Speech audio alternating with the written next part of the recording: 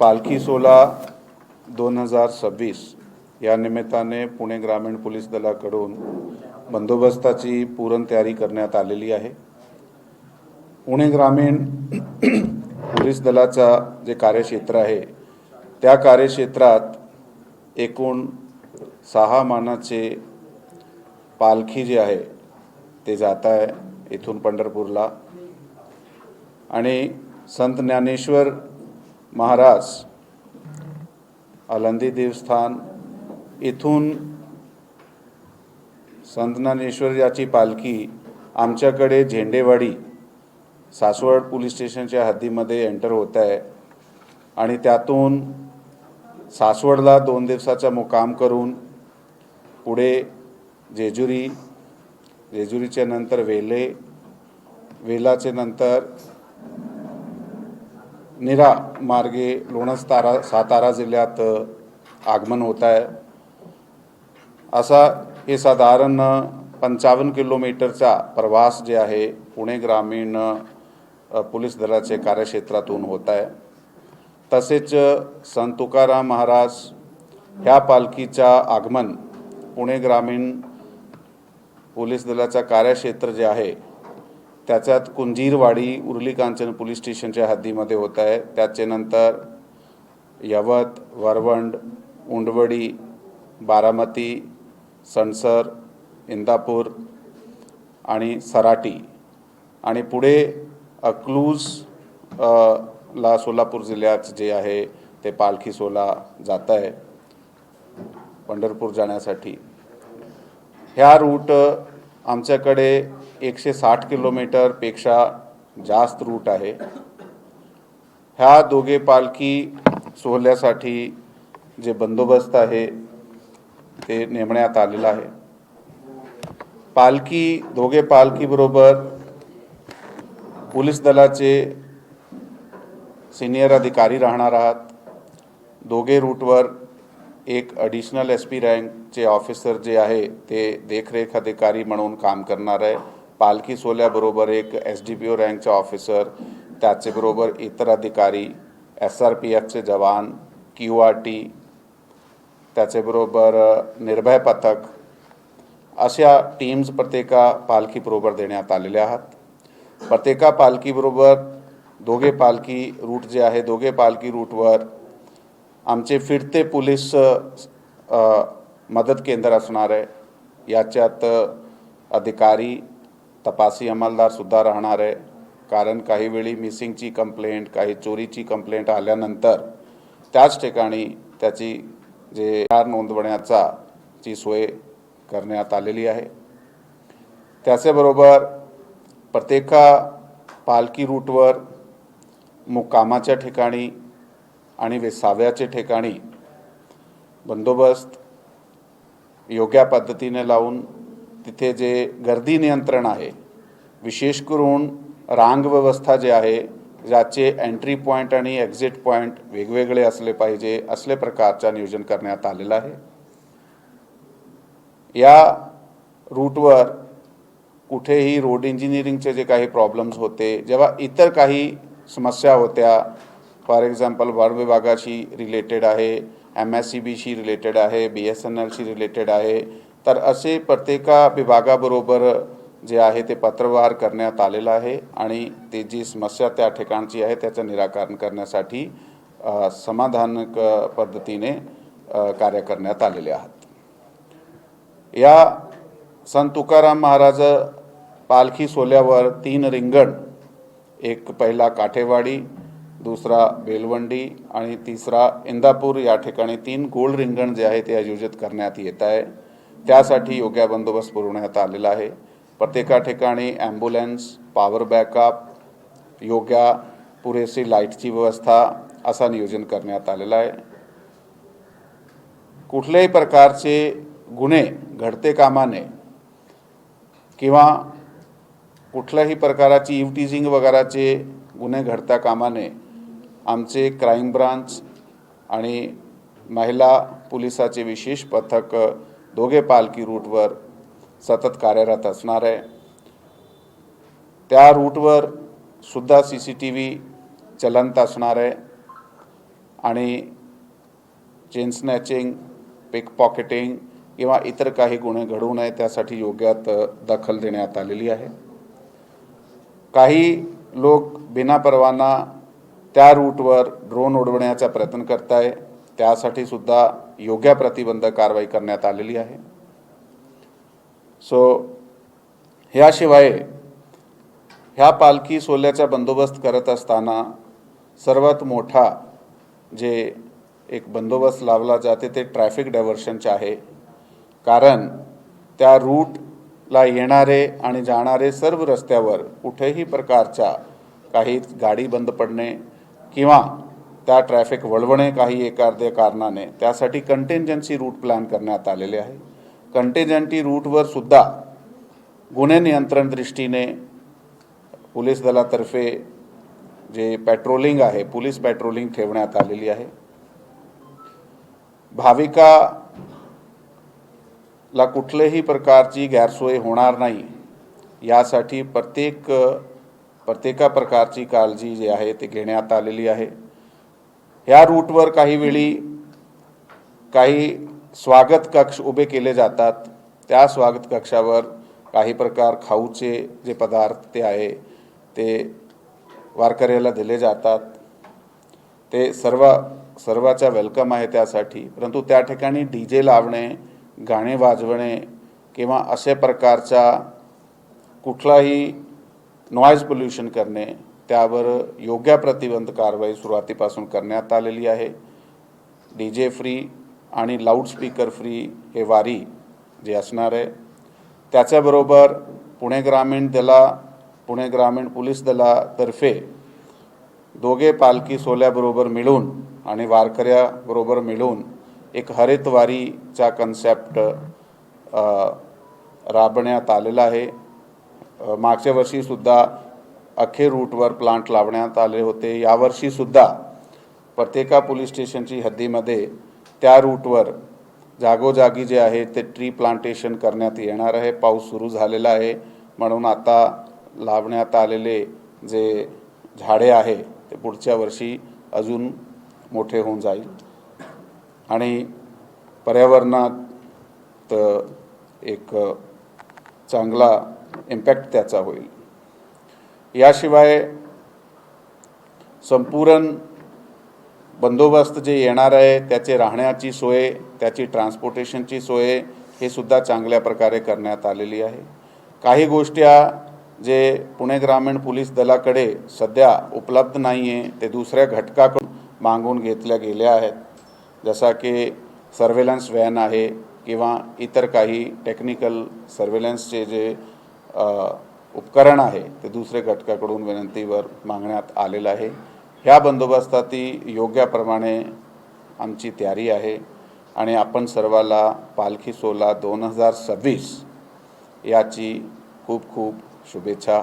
Thank you. जय हिंद, जय Maharashtra.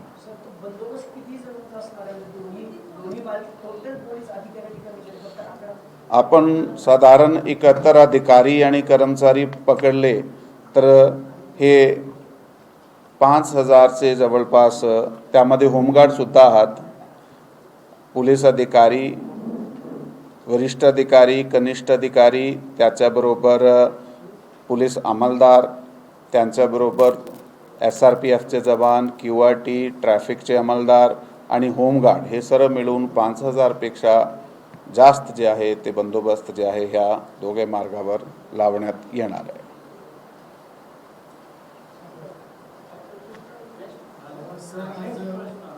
Sir आज वडगाव न्यायालयामध्ये केतन अग्रवाल हत्याकांडामध्ये सिया आणि चेतनला न्यायालयीन कोठडी देण्यात आली होती. खरं तर पोलीस कोठडीची मागणी करण्यात आली होती. नेमकं काय घडलं? त्या गुन्ह्यामध्ये ऑलरेडी 7 दिवसाची आणि नंतर 5 दिवसाची पोलीस कोठडी रिमांड आम्हाला मिळाला होता. आम्ही माननीय न्यायालयाला पुढील 3 दिवसाची कोठडी वाढवून भेटण्यासाठी विनंती केली होती, परंतु त्याचा MCR करण्यात आलेला आहे.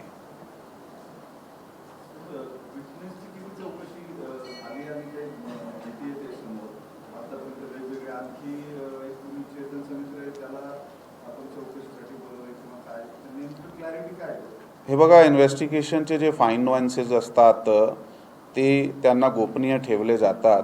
परंतु जसं आपण सांगितलेलं आहे की एक घटना घडते, एक गंभीर गुन्हा होते, त्या गंभीर गुन्ह्यामध्ये तो विक्टिम असू द्या किंवा ॲक्युज्ड असू द्या, त्याच्या संबंधित खूप काही लोक असतात जे एक किंवा दुसऱ्या पद्धतीने त्याच्याशी निगडीत असतात. त्यांच्याकडून योग्य माहिती घेणे आणि त्याची विचारणा करणे हे गरजेचं आहे. म्हणून दोघे साईडचे जे ॲक्युज्ड आणि विक्टिमशी निगडीत जे लोक आहात त्यांच्याकडे चौकशी चालू आहे आणि त्याच्यात खूप काही लोकांची जे चौकशी आहे ते आम्ही करीत आहोत. त्याच्यात जर कुठल्याही प्रकारची लीड असेल ते आपल्याला नक्की सांगण्यात येणार आहे. सर, आपने अभी कहा कि कुछ डॉक्यूमेंट्स दूसरी एजेंसियों से लिए गए, पर वो आप जो आपके पास डॉक्यूमेंट्स लिए उसकी सरकार से मांगनी किया है आपने या आज सकाळी सियाच्या घरी पुन्हा एकदा गर्दी करण्यात आली होती का आणि त्याच्यामध्ये दुसरा मोबाईल हस्तगत केला असं कळतंय, त्यामध्ये काही चॅट डिलीट केले किंवा काही ते रिकव्हरीसाठी आता काय प्रोसिजर असेल? बघा, ते टेक्निकल प्रोसिजर आहे. आपल्याकडे इथे फॉरेन्सिक जे लॅबॉरेटरीज आहात त्याच्याकडे ते सायबर फॉरेन्सिक्सच्या कॅपेबिलिटीज असतात. ते कॅपेबिलिटीज आम्ही इन्व्हेस्टिगेशनच्या पर्पजेससाठी युटिलाइज करतो आहे.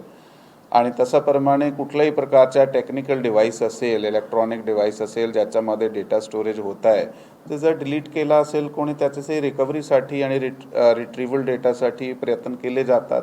ते प्रत्येक गुन्ह्यामध्ये केले जातात आणि सदरच्या गुन्ह्यामध्ये सुद्धा आम्ही करीत आहोत. कोड लँग्वेजचा वापर झाला असं सांगितलंय. नेमकी ते कोड लँग्वेज कसे आणि निकनेम कोणाला काय वापरायचं यासाठी आपण मला वाटते की जे पोलीस कस्टडी रिमांडसाठी आम्ही माननीय न्यायालयात रिपोर्ट दिली होती त्याचा वाचन केला असणार आहे, म्हणून आपला हे प्रश्न आमच्या समोर आलेला आहे. तर ते बरेच प्रकारच्या गोष्टी आहात जे ॲक्युज्ड आपसात यूज करताय. काही असे प्रकारचे शब्द असतात किंवा असे प्रकारचे नाव असतात. यांची विचारणा, यांची सखोल चौकशी आणि डिकोडिंग होणे गरजेची असते. त्यासाठी आम्ही कार्यरत आहोत. त्यावेळेस असं समोर आलं की त्यांनी केतनला मारण्यासाठी प्रॅक्टिस केली होती, धमक्या द्यायची. ती प्रॅक्टिस कुठं केली जायची, किती तास केली जायची आणि किती महिन्यापासून केली जायची? यासाठी योग्य तपास करण्यात आलेला आहे. या ठिकाणी अशा प्रकारचा सराव घेण्यात आला होता. त्या ठिकाणी ऑलरेडी पंचनाम्यातहत माहिती करण्यात आलेली आहे. त्याचे फाईन डिटेल्स मी आपल्याला सध्या सांगू शकत नाही.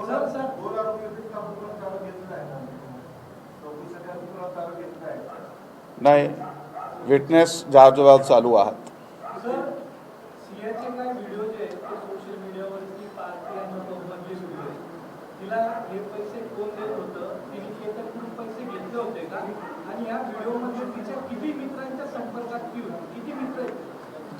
हे बघा, हा प्रश्न थोडा व्यक्तिगत पद्धतीचा आहे.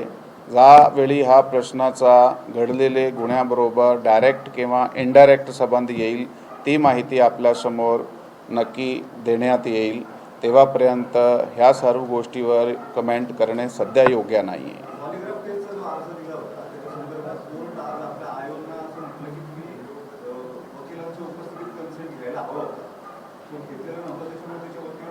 बघा, ही जी टेस्ट्स आहात त्याची गरज त्यावेळी असते ज्यावेळी आपल्याला सस्पेक्टवर डायलेमा असते. एकदा आपल्याला खात्री झाली ॲक्यूजबाबत की नक्की त्यांनी ते घटनाला अंजाम दिलेला आहे, मग त्यासाठी पुढे तसा काही गरज नसते. नाही, सध्या असा काही नियोजन नाही आहे.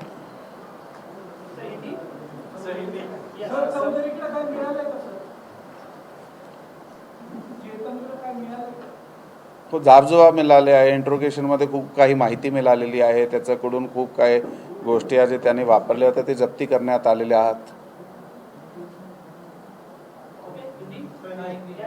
सर, आज कोर्ट में पुलिस कस्टडी मांग करने के बावजूद कोर्ट ने ये एप्लीकेशन मंजूर नहीं किए और जुडिशियल कस्टडी में भेज दिए दोनों आरोपी जी, क्या इससे आपकी इन्वेस्टिगेशन को एक कुछ प्रभाव पड़ेगा, क्योंकि क्या इन्वेस्टिगेशन सफल करेगा? देखिए, इन्वेस्टिगेशन के लिए किसी भी एक्यूज्ड की उपस्थिति जो रहती है पुलिस कस्टडी में, वो ज़्यादा से ज़्यादा मिलना, उसके लिए हम अपना जो है प्रयास करते हैं, क्योंकि इंफॉर्मेशन वहाँ से उनसे लेनी और घटनाक्रम के बार बार उस तरह के जो प्रश्न हैं उनके उत्तर लेने, ये एक फाइन इंटरोगेशन टेक्निक्स जो है वो हम यूज़ करते हैं।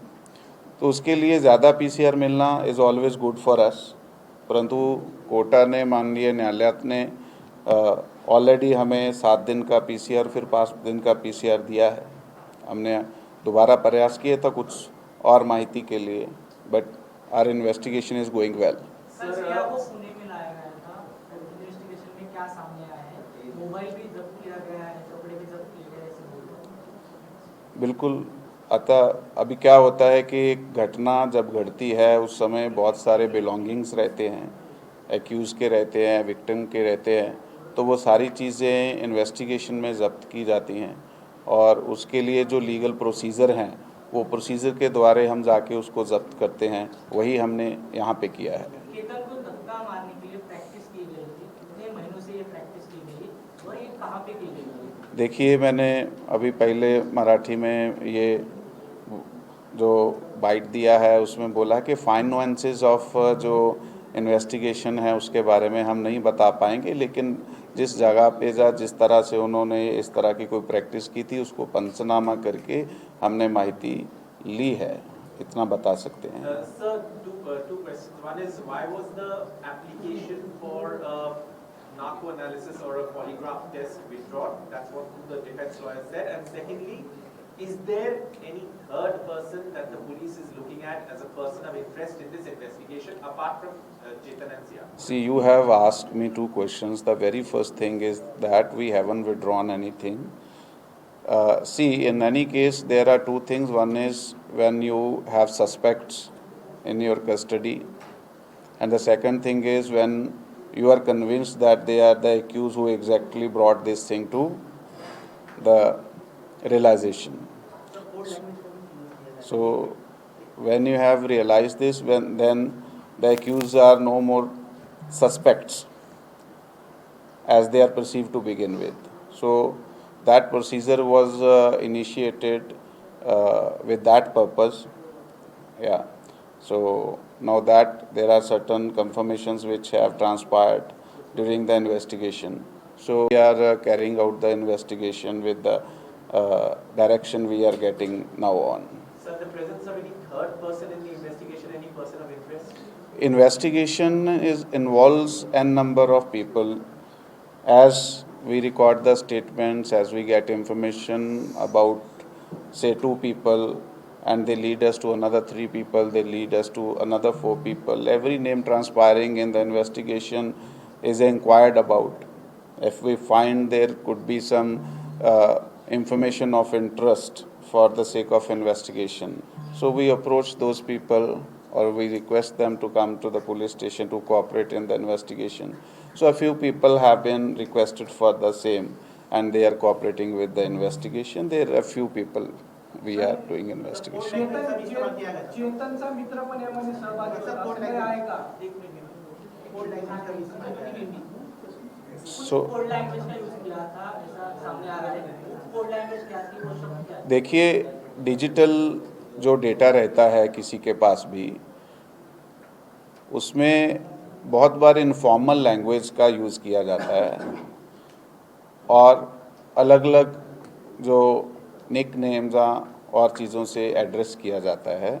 उसके बिना बहुत सारे विदाउट कंटेस्ट, जिसका कॉन्टेक्स्ट आपको क्लियर नहीं होता है, वो कुछ फ्रेजेस आपको मिलते हैं। तो इस यहाँ पे जो आप कोड बोल रहे हैं इसका मीनिंग वो है और उस दिशा से हम तपास करते हैं, क्योंकि डॉट्स कनेक्ट करना इन्वेस्टिगेशन में ज़रूरी रहता है। रिक्रिएशन किया गया था। मोटिव तो I think it's all clear with us all, but without filing the chargesheet I can not comment upon it. या घटनेमध्ये अशा काही प्रत्यक्षदर्शी कुणी आहे का जे आतापर्यंतच्या तपासात समोर आहे? प्रत्यक्षदर्शी ही घटना घडताना पाहिले आहे? यामध्ये महत्त्वाचे काही साक्षीदार जे आहे ते त्या ठिकाणी उपस्थित होते ते आमच्या समोर आलेले आहात, त्याचे जाबजबाब घेण्यात आलेले आहात आणि त्याबाबत त्यापुढे जास्त कमेंट करणे योग्य नहीं है। क्राइम सीन रिक्रिएशन किया गया था, चेतन और सिया को वहां पर लेके जाके केतन का वजन जितना जो स्टैचू है नीचे फेंक दिया था, लेकिन अभी तक जो स्टैचू है वो दोनों भी नीचे है, पुलिस वहां तक गई नहीं, इसका मतलब क्या होता है? वो हमने रिमूव करवा दिया है। सर चेतनचा मित्र होता काय याच्यामध्ये? देखिए त्यामध्ये आपण दोनदा मी उत्तर दिलेलं आहे की ऑल द विटनेसेस और all the persons of interest for the sake of investigation है, उन सब की हम इंक्वायरी चौकसी करते हैं एंड वट एवर डॉट्स आर कनेक्टेड, कोई पिक्चर्स उभर के सामने आती है उसके बाद ही किसी चीज़ पे कमेंट किया जा सकता है। अभी जो एक्यूज्ड और विक्टिम से रिलेटेड जो भी उनका फ्रेंड सर्कल था, रिलेटिव थे, उनके पास इंक्वायरी की जा रही है। That's what I would say for now. Thank you. जय हिंद, जय महाराष्ट्र।